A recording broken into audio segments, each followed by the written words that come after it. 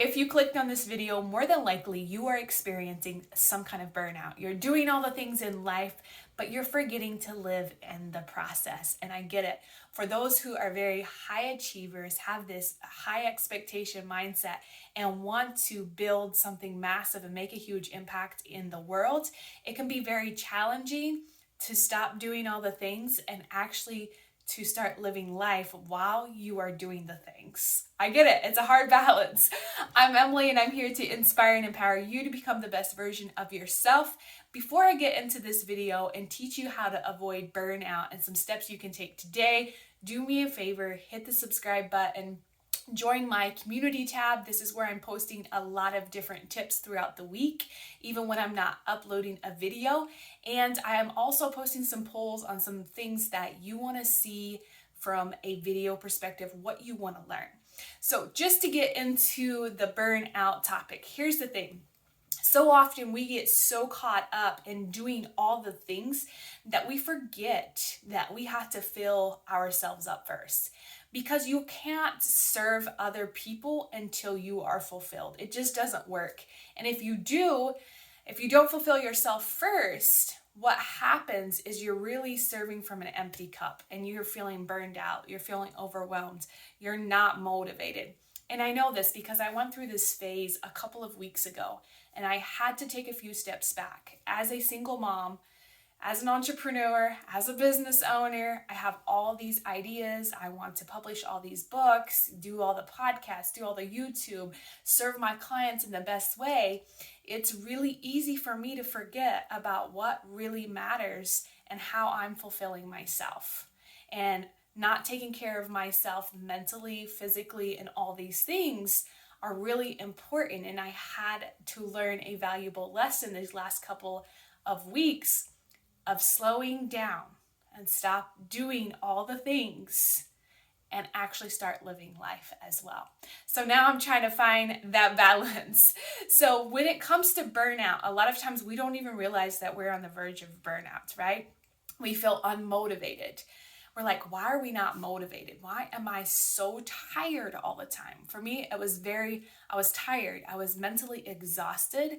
I was physically exhausted. And from someone that power lifted, I got to a point where I wasn't even motivated to work out. I would get up and try to do some cardio or even try to go just do a workout in the gym. And I was just exhausted. I was tired. And I couldn't figure out what is going on. I was not focused. I had a hard time creating content. And from someone that's very creative, that can create content all day long, I knew something was going on. And I had to take a few steps back and evaluate what was going on and how I could start solving that.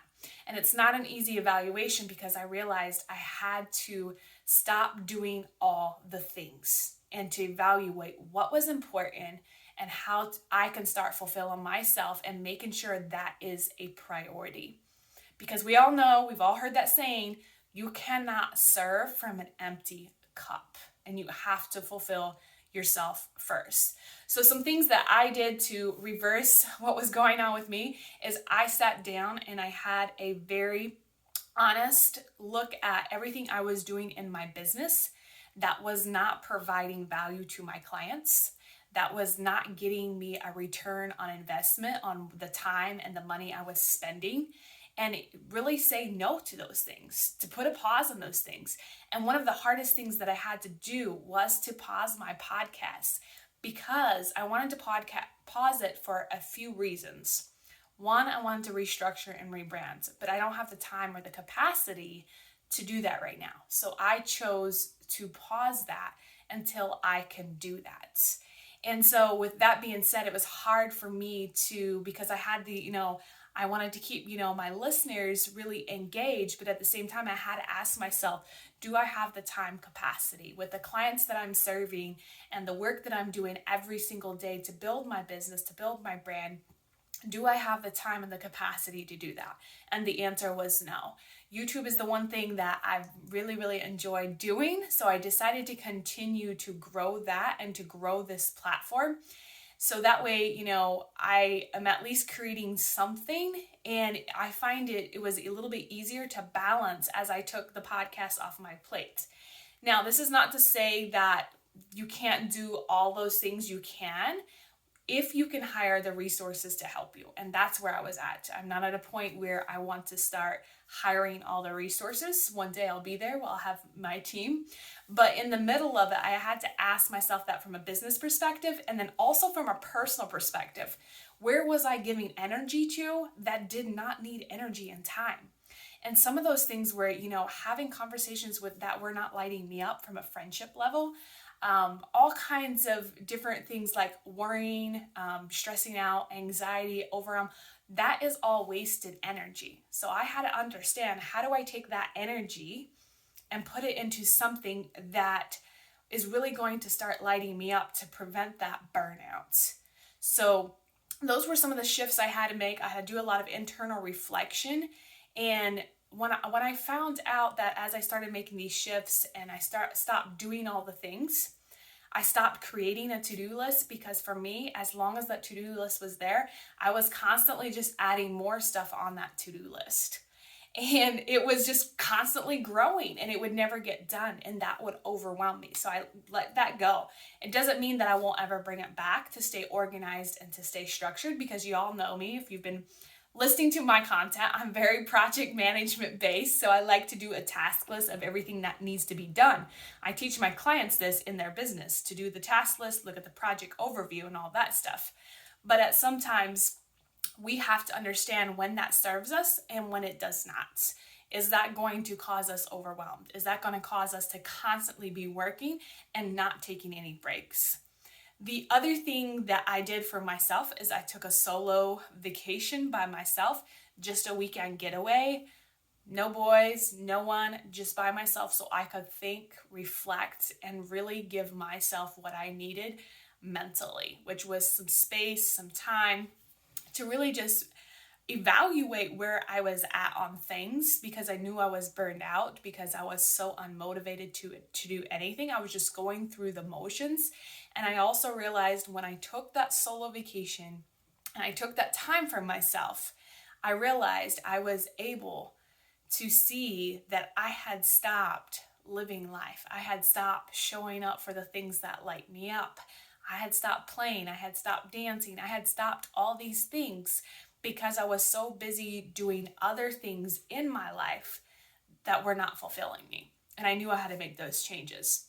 So if you're experiencing burnout, some symptoms you may have is you might be tired mentally and physically, like you're just exhausted, like you can't think, you can't even function. And this leads to not being focused, you feel overwhelmed, you start having anxiety about things that you've never felt anxious about. And you might even start feeling some depression, because that all kind of links together when you're burnt out and you're constantly you're on the hamster wheel of just doing things. Those may be some symptoms that you experience. Everyone is different, will have different symptoms. So how do we start fixing this? How do you fix and avoid the burnout? That is something that I've had to really sit with myself and ask myself, how am I going to solve this for myself? And the hard reality of it is I had to stop doing all the things. And we get so caught up in doing all the things because we think that more is better. If I do all the things in my business, I'm going to excel faster. And that's not necessarily true. And I know it's not true because I have taken a step back and stopped doing all the things. And guess what happened? I gained 2 more clients without doing all the things, right? So you have to trust and understand and also know we're done living in that culture and society of doing all these things. The hustle harder, it doesn't get you anywhere. Yes, you have to do the work. Yes, you have to put in the time, but you also have to get that out of that mentality of constantly hustling all the time. Because at some point you have to pour back into yourself. And if you are taking weekends to constantly work and you're not taking any days off just to enjoy life, that is going to lead to burnout. And I know that. So the things that I have found that have really helped me through this process is, one, no matter what, every single week there is a day where I am no longer going to work, open up my laptop. This is a challenge. This is very challenging for me because I'll get these ideas when I'm not doing anything, and I'm like, oh, I would love to go write this down, and put a process in place and all these things. And I have to catch myself and tell myself, no, it'll come back to me when I'm in work mode. Right now, I'm not going to worry about it. I'm not going to be doing all the things. We're done with that cycle. We're stopping it. And it's challenging. It is. So understanding that, taking that one day off every single week, I'm going to get to where I'm taking the 2 days off. But right now, it's committing to one day. And that was a huge challenge for me. I would kind of work 4 hours on Saturday and then maybe Sunday, whatever, right? But I want to completely get away from that and really spend time doing things that light me up. And then the other was really getting the support that I needed. This is very challenging for those who are very independent, and especially for those who may be single parents and feel like they don't have the support they need. We are always supported. It's up to us to decide if we're going to accept the support or not. And I had to learn that, especially with my boys. Even though they're at an age where they can take care of themselves, it's still challenging for me to ask for support for them. To ask someone, hey, will you watch them for a weekend because I need a weekend getaway? And not feel guilty about that, because we are in such a culture in society of parent guilting and parent shaming that you should be constantly with your parent. You should constantly do these things with your children. You have to understand that doesn't serve you, and it doesn't serve your children. You need a break. So getting the support from a personal standpoint, and then also working with a mentor that can help me get out of that mentality of constantly doing. I've been working with a mentor on some things from a personal standpoint. So that was one of the things that we worked through. Where did this belief come from? And all these things, right? It was actually putting that work to understand where things are coming from and how I develop those beliefs that I constantly have to do all the things to make progress. So from a support standpoint, I would say get support, find support. It's constantly around you. You just have to be open to it. And I know that because for years, and I still am challenged to allow support in my life. The other thing that I would say was very helpful was starting with mindfulness. Being very mindful of what am I putting in my body? How am I moving my body? And how am I feeling mentally and physically? Being very mindful.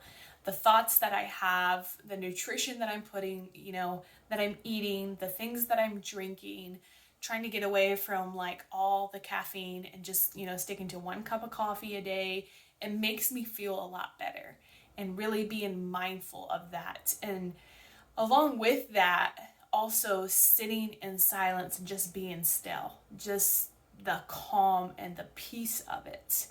And that can be challenging when we're in that mentality of constantly doing, and then we're burnt out and we don't think that sitting in silence or being mindful is going to help us, but it really does. And then the other thing that is very helpful when you are burnt out is taking those breaks and actually scheduling them and taking them. I know this because I would schedule time to take breaks, but then not necessarily take them. I would have it in my calendar. I would have it scheduled, but I would be like, oh, that can wait. I'm going to go ahead and work on this while I'm in the process of it. And I'm just going to keep doing those things. It's a constant cycle. So it's having, the discipline to stick to that schedule and to be like, no, I'm going to, take this break. And then really looking at where are your time and your money and your resources, where are you spending it that are not getting you a return on what you need. This is a hard evaluation in your personal and your business life.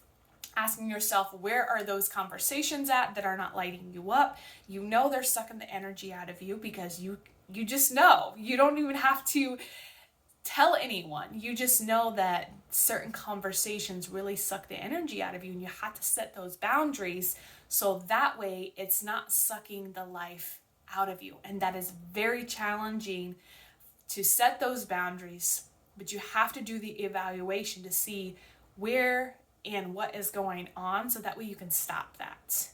And also understanding when you feel the guilt around this, be very aware, because our mind has a way of playing tricks on us of when we start doing these improvements for ourselves, of making ourselves feel guilty. We make ourselves feel guilty that we're taking this time for ourselves, or that we're no longer talking to this person because they're sucking the energy out of us.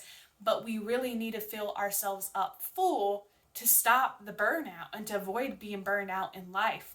Because at the end of the day, you have to ask yourself what really matters. What really matters to you in life. And one of the questions that I've been really asking myself a lot is, at the end of my life, what do I want to say that I was known for or that I accomplished? And whatever those things are, those are my priority, right? I don't want to be known for the person that was constantly doing everything and didn't have time to enjoy life, right? I don't want to be known as that person. And what does it mean to me to live life? And what does it look like? How does it look like for me to have that playtime, to have fun, right? So those are some things that you can ask yourself. And at the end of your life, ask yourself, what do you want to be known for? And start focusing on those. And it can be challenging, especially to not get burnt out to a point where you stop living your life. And I share that just from the experience I've had in this last couple of weeks, to really take the time and see where's your energy, where's your time and your resources going, and do the evaluation. So I hope these tips were helpful. Please share this message with anyone that may be going through some burnouts or that needs this message. And take some time to really pour into yourself so that way you can show up and pour into others in a whole other way.